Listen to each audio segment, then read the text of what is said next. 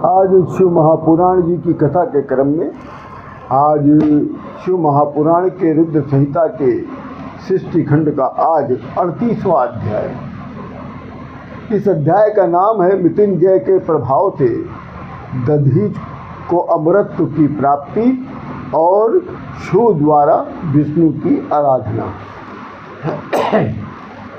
ब्रह्मा जी कहते हैं, हे नारद जी, महर्षि दधीच के श्राप से विष्णु जी का ज्ञान नष्ट हो गया था, इसलिए विष्णु जी देवताओं के साथ दक्ष के यज्ञ में चले गए थे।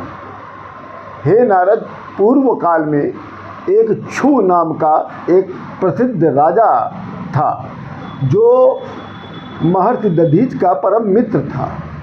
कुछ समय बाद महर्षि दधीच और क्षु राजा में एक महान अनर्थकारी विवाद उत्पन्न हो गया। दधीच ने अपने परम मित्र राजा क्षु से कहा कि चारों वर्णों में ब्राह्मण ही श्रेष्ठ है। तब क्षु राजा ने कहा कि हे दधीच, राजा अष्ट लोकपालों के तेज से शरीर को धारण करता है, अतः वो सभी वर्णों की रक्षा करता है। इस कारण राजा होने के कारण दधीच मैं तुमसे श्रेष्ठ हूँ, इसलिए राजा जो है ब्राह्मण से श्रेष्ठ होता है, अतः राजा का अपमान किसी को नहीं करना चाहिए।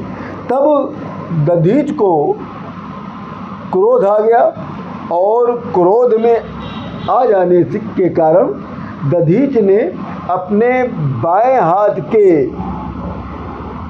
घूंसे से एक घूंसा राजा क्षु के सिर पे मार दिया।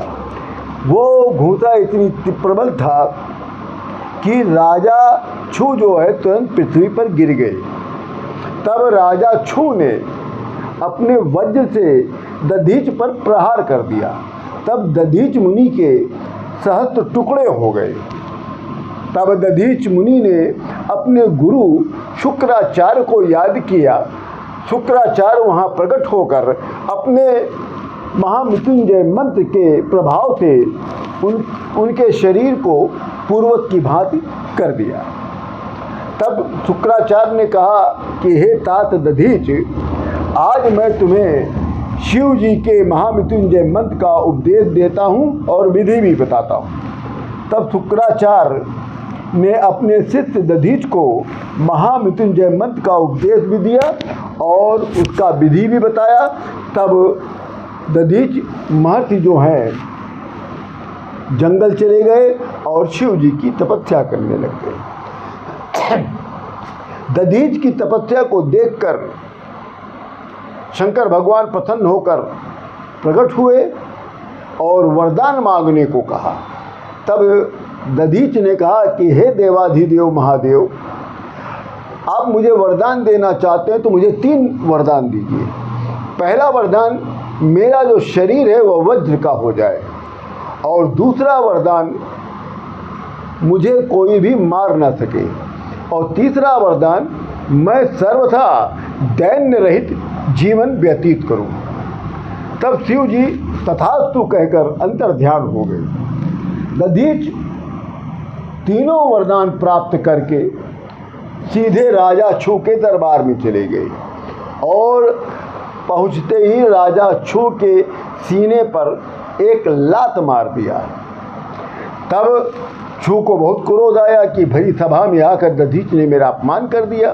तब दधीच को राजा क्षु ने अपने वज्र से वार किया, परंतु वो वज्र दधीच का कुछ भी बिगाड़ नहीं पाया।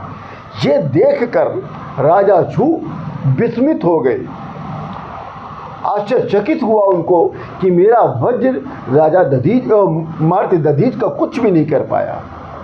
तब राजा क्षु जो है अपने विष्णु भगवान की आराधना करने लग गए। तब विष्णु भगवान प्रकट हुए तो विष्णु भगवान से राजा क्षु कहते हैं कि हे भगवान, दधीच नाम का एक मेरा बहुत ही ब्राह्मण है जो मेरा परम मित्र था, और शिव जी की तपस्या करके उनसे अनेकों शक्तियों को प्राप्त करके और उसने मेरे भरी सभा में मेरे सिर पर प्रहार कर दिया।